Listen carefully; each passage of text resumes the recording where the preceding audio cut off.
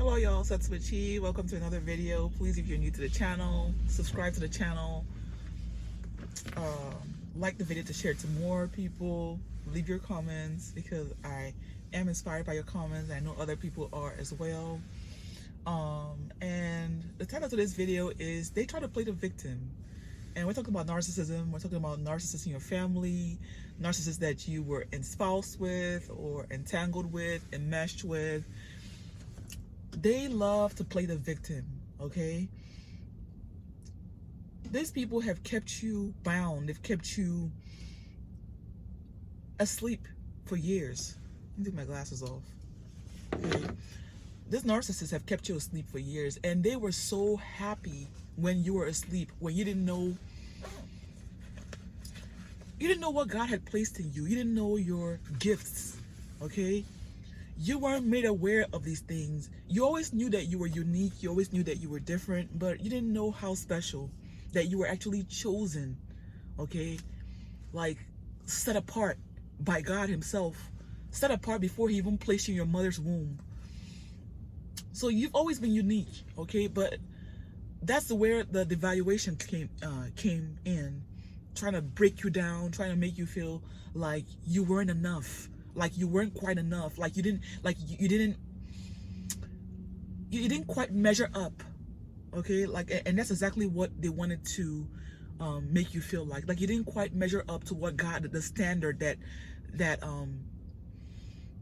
or their standard or whatever it was. Like for example, for myself, I learned how to do hair do braids when I was 12, you know, and there was like a lot of talent. Like I was always someone that knew how to connect with people. I was kind of shy, but like, you know, I just like had that, like that gift, you know, of added light, you know, that people that came near me felt joy, they felt peace, you know, they felt better about themselves, you know. And a lot of chosen ones have the same gift, and I'm sure if you're watching this video you can kind of relate.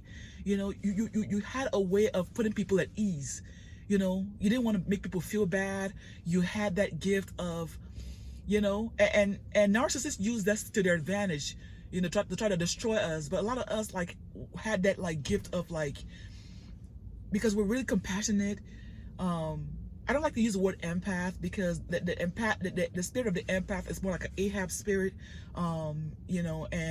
But like we were empathetic, we were compassionate, and we had a way of like wanting to like rescue people, and we're not rescuers. God is a rescuer, right?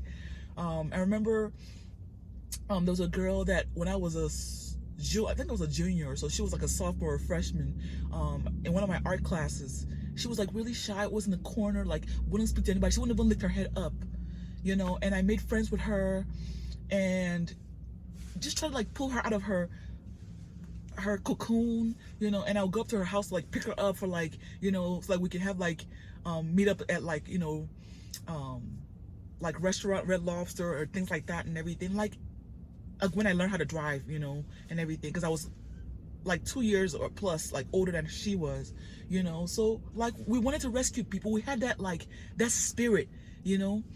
But I want to tell you something, like the narcissist took advantage of this.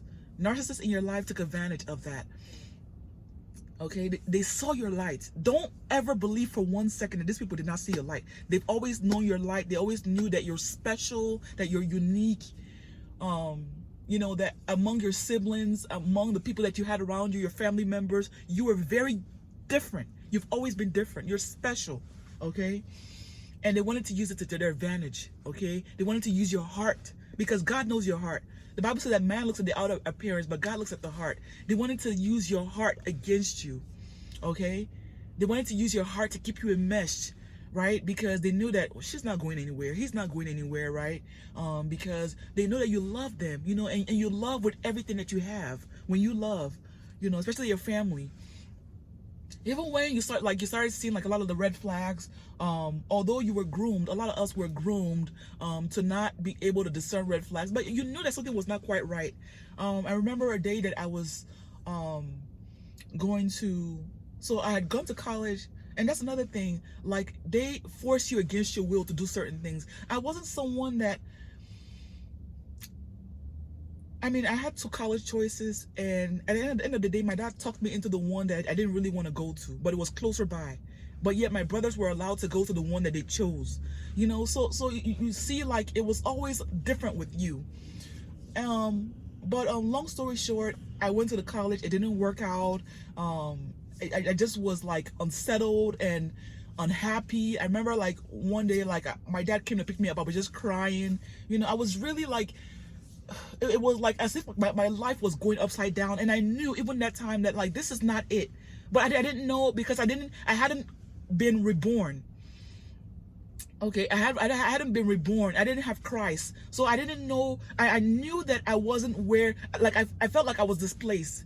It's like someone that is lost, like in a marketplace. You're just lost in the world, And I was feeling depressed, but I didn't know where to go from there.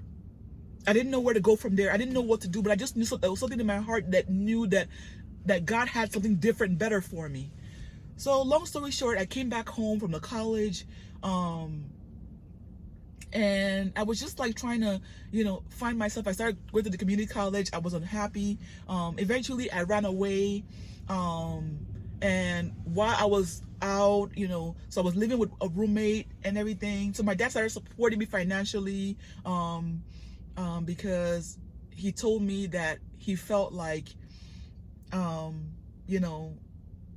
guess he felt like, because he knew the atmosphere in the house was toxic or whatever and everything. He's always been an enabler. He's like an enabler of the narcissist, and enablers of the narcissist. A lot of them are very codependent. They're very cowardly. They're very weak. So he's always enabled my mother. My mom was a covert narcissist. He's a narcissist himself, but he's more of an enabler. Okay, he's a narcissist himself. He control freak.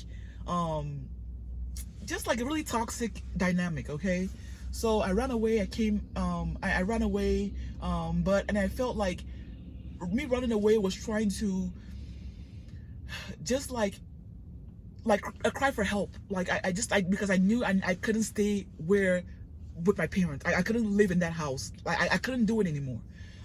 So my dad, when he knew I was serious, it was just like, okay, even if I have to like wear like just one piece of clothing, every week. I remember the first week, like it was just like one pair of underwear, that I would wash and rewash and wear, and one pair of clothes that I would wash and rewash, and then I would borrow like my roommates like stuff. Like it was just like it was just, and she was going through a lot herself because she was also like not quite settled and everything. So we just kind of like found like comfort in each other, and everything. We weren't doing things that was quite right, and everything. We both hadn't found Christ. We both didn't know God. So we're just two lost souls. But to me, whatever that was outside was better than what I was going through on the inside. And to everybody else, it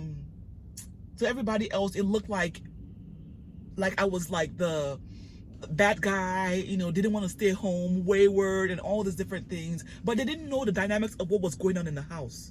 Okay, my parents, especially my mother, wanted to cover everything up, wanted to make it look like we're the perfect family, the good family, and everything. But everything was far from it. Everything was far from it. There were several times we had police officers come because my parents were fighting, or because it was one chaos or the other. My sister quickly went downhill, started needing medications for depression. Eventually, it turned to bipolar and then to schizophrenia. She still takes it till today. She still lives with my parents until today. So I know that if I didn't find Christ, like it was through Christ that I found that stability. Like I started because when I found Christ, he was the way, because I was looking for a way, like what, it wasn't college. I went to college. I didn't do very well because I wasn't focused. I was hanging out with the wrong crowd. My mind was not stable. I was doing a lot of things, running around with the wrong crowds. Just doing a whole lot of things, sleeping around, doing a lot of things that was not was not going to be good for my soul, was not going to be good for my health, was not going to be good, but it was like, okay, what is the better option? Like, go back home and be with those people? No. So it was just like a really, I remember that place was a really dark place in my life, really, really dark. very lost, very confused, but I just know what I didn't want. I didn't quite know exactly what I wanted, but it was until I started like getting closer to Christ. So I eventually met my ex, the father of my 3 children. I met him. He's a narcissist. He saw the wounds that I was, he saw my wounds, and he took advantage, took advantage, completely took advantage. We started living together, and we started living together, but my father was helping to support, like pay for things, and all like basically pay my rent, but he was living with me basically, so it was just one of those things, and my mother, like, she wasn't happy that I wasn't at home, because one thing that you have to know about narcissists is that, like, they are they're very codependent, even though they make us codependent on them, with all their mind games. And there's a lot of like witchcraft and psychology. There's a lot of manipulation that they make you. It's like, if you're a chosen one, you're very independent. Okay, that's the way God has made you. That's how I was able to run away with just a close up to my back. You're very independent. God has put that in you. Okay, but being around the narcissists and everything, they try to groom you to be codependent, and you become codependent. So I was codependent for years, still depending on my daddy, my dad, for money, for rent, for food, for everything. And even after I had gotten married, okay, after I gotten married, my ex found a place in the suburbs very close to my parents, like 15 minutes from my parents. So it was almost like me. So I'm not gonna say almost. So me being married was exactly him dragging me back to Egypt, basically bondage, and everything. And then once I started living with him, so at first he was living with me. So when I started living with him, he started mistreating me. I started really seeing the real him, because now, the house was in his name, and everything. And I really started like seeing that, wow, so this is what it is, so I was being devalued, and everything. So I started having my children and everything, asking for support from my father. So it was just a lot of things. And the sad part about it was that he would tell friends, he would tell family that, like, I was the one that was like turn the tables around. Like, I was the one that was mistreating him. I was the one that was being rude. I was the one that was not showing him respect. Just playing that victim, playing that covert victim, because he's a covert, just like my mother. My father's a narcissist. I would say he's covert too, because, like, on the surface, like, he's more like the gift giver. So on the surface, you won't really know that he's a narcissist. He looks like a gentleman. He looks like the one that gives. But at the same time, he needed me, okay? Because his marriage wasn't going very well. He wasn't happy with his wife. It was, like two narcissists. It never works, But, like, because narcissists are codependent, even if they're killing each other, they're still gonna stay together, because they don't want to have to. They're lazy too. They don't want to have to start over and all of those things. So it was a very raw dynamics. And so my ex, playing the victim, he was able to get a lot of things from my father, money, try to, like, play the companion, or whatever, like, because, the listening ear. So it was just like a lot of things. Like, so I was dealing with narcissistic parents, and at the same time, so everybody was a victim, and then with my ex playing that victim, playing that role, like, poor me, whatever, and everything. So, he was able to, use manipulation, and I've heard him tell, so we were like, so we've, so he was like one of those religious covert narcissists, but at the same time addicted, had a lot of addictions, alcohol and drugs, a lot of addictions, and things like marijuana, and things like that. Like, he was addicted. Okay, he was addicted. He was addicted, and so, like, his moods will go up and down, you know, like not stable and everything. A lot of times he would lash out at myself and the children, but at the same time still play the victim, you know. When so it's like, how can you confront somebody, how can you confront somebody that will not take accountability, you know? And then so you find yourself apologizing unnecessarily, you know.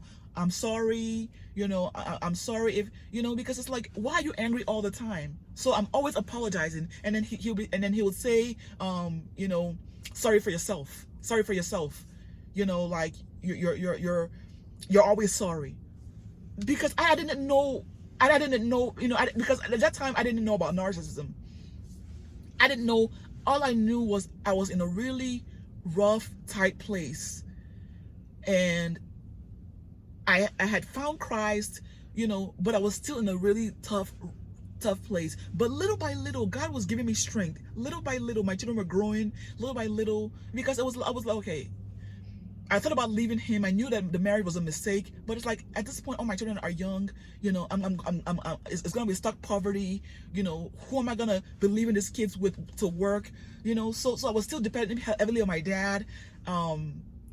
The marriage would a lot of times we would fight, and it was just like very really unsettled. I was unhappy. I felt like he was unhappy. He was a narcissist. He had a lot of trauma, a lot of issues that and stemming from his own childhood and whatever that he refused to deal with. So rather than taking it to God and truly submitting himself to God, he would lash out on me, would lash out on the kids, you know, would consume bottles and bottles and bottles of Hennessy, and it was just a really hard place, you know. And then at the same time, I was dealing with my covert mother, you know, and then my covert dad as well, you know. So I would run to my parents. And one thing that you have to understand about narcissists is that they will continue to play the victim, okay? They would like, poor me, you know, like, I mean, the manipulation is out of this world, okay? So it's like, who do you come? So I didn't know anybody to turn to.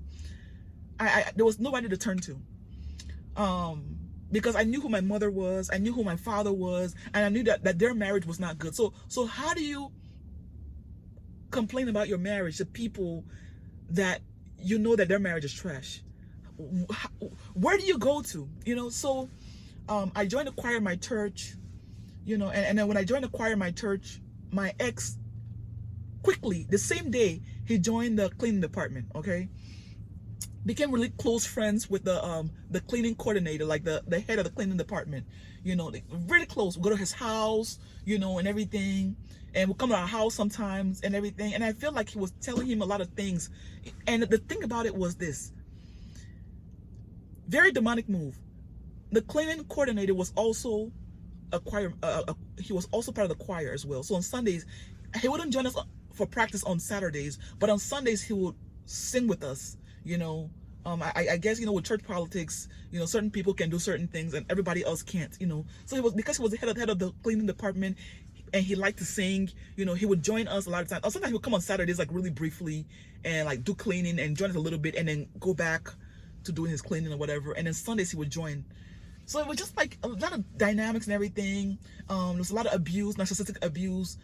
Even like with the church, with the choir, I was abused a lot in the choir, a lot. I was even pushed off the mic. So, and I was telling my youngest daughter yesterday, because we went to a Bible study. For the first time, I went to Bible study at this church that I'm at. That I attend, the physical church, local church. And he was talking about like offense, you know, and some people walking around with a chip on their shoulder, you know, and that people should, you know, like, people don't want to be around those people. And I understand that nobody should be that way, just going around frowning, and, you know, no, you should not be that way. But like I was talking about, like, you know, God calls us to forgive, you know, and that's where, like, I feel like the church stops, you know, because they don't, the church, I guess maybe the church is not really equipped to deal with abuse. You know, and it does not equip its members to deal with abuse, because it stops there. And I was telling my daughter, like, teaching forgiveness without teaching boundaries is dangerous, Very dangerous. Because if you're teaching somebody to forgive, all those that trespass against you, yes, God calls us to forgive all who trespass against us. But we must set boundaries. Okay, we must set boundaries, especially when we're dealing with like other believers that you truly know that this person like made a mistake. Then you forgive it, and you can still you can still there can be reconciliation and you can come back. But when you're dealing with narcissists, people that are practicing sin, people that are manipulating, you can forgive because we're called to forgive all. But you better set boundaries. You better start blocking. That's where the church stopped. So when I was dealing with a narcissist that I was married to, dealing with narcissistic parents, I didn't know where to draw the line, until God started showing me and giving me a revelation. That's why I will always be thankful to YouTube church, okay? Because like I was literally saved. Like, I was saved with Christ, but God saved me again through the knowledge. I didn't know about how these people operate. I was thinking that they're like everybody else, but they're not. You have to set boundaries. You have to protect yourself. You can't relate with these people the same way. If you relate with these people the same way you relate with other believers and other people in the society, you will be destroyed. Period.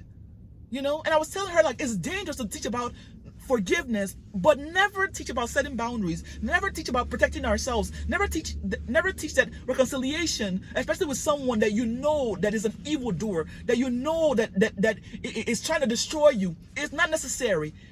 As a matter of fact, do not reconcile with them. Don't come near them.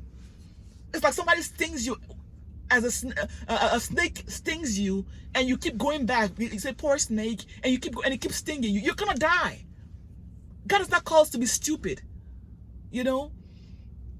So that's the part I got from YouTube, and that's why I am so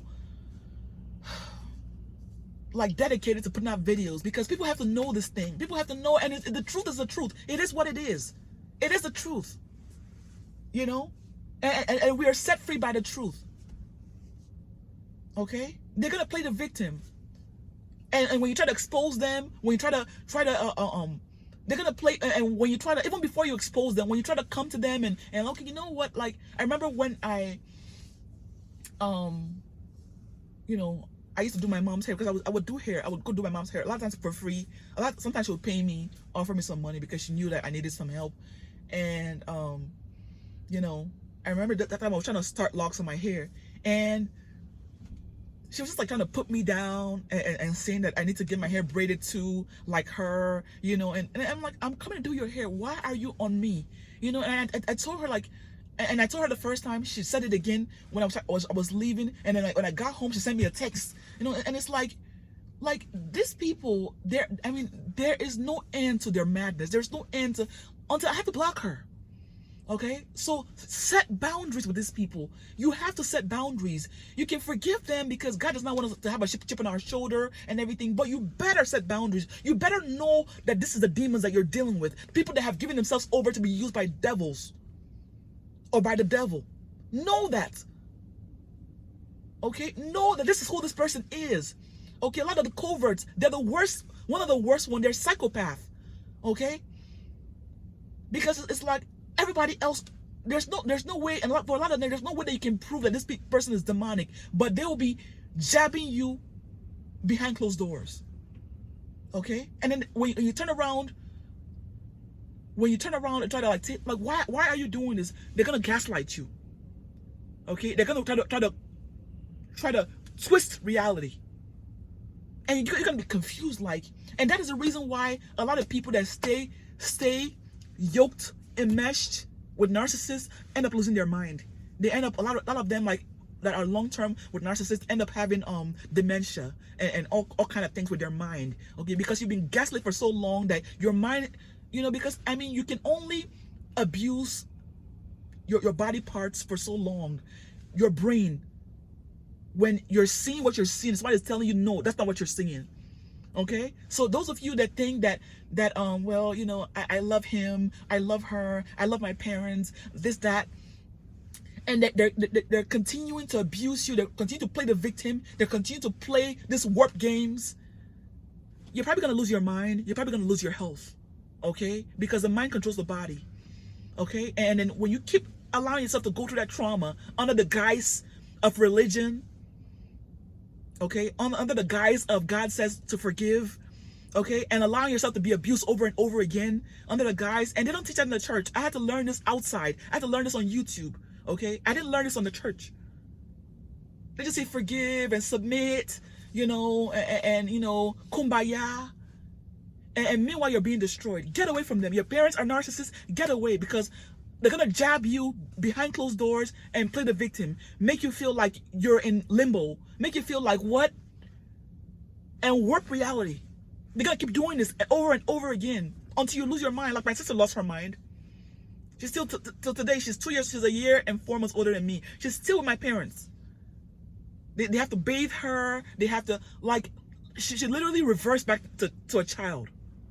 So if you keep thinking that, you know, God wants me to remain, God does not want you to stay. Why did God call Abraham? Why didn't God tell Abraham to stay with his family? Knowing that they're idol worshippers, knowing that they're not after God's heart. Because he would have been stagnant. He would not have been able to fulfill purpose if he stayed yoked with the people that God wanted him to be away from. So God is calling you away from these people for your own good. Don't stay. Get the knowledge and flee. Okay? God is breaking you free so that you can help other people break free. What use does God have for you if you're staying and you're being abused? Now you're losing your mind. Now you're losing your health. You know, you could possibly die walking around like a zombie. That is not what God has for you, guys. God has so much better for you. I'm telling you, because I've lived this. I've been through hell and back. And if not for God giving my life to Christ and getting this knowledge, I would not be here today. Okay? So I'm here to give back. You know? So that you can open up your eyes. Don't stay blind. Okay? Don't stay blind. Get this knowledge. All right? Expose darkness. Testify. Open up your mouth and testify. Somebody, even if it's just one person, will gain something from it, okay, guys? Guys, if this video resonated with you in any way, shape, or form, whether with a spouse or an ex or your parents, family, please leave your comments, okay? Please leave your comments, because I need to know, all right? I need to know who's been impacted, and I need to know, all right? Like the video, guys, to share it to more people. Subscribe if you're new. Until next time, God bless. Peace.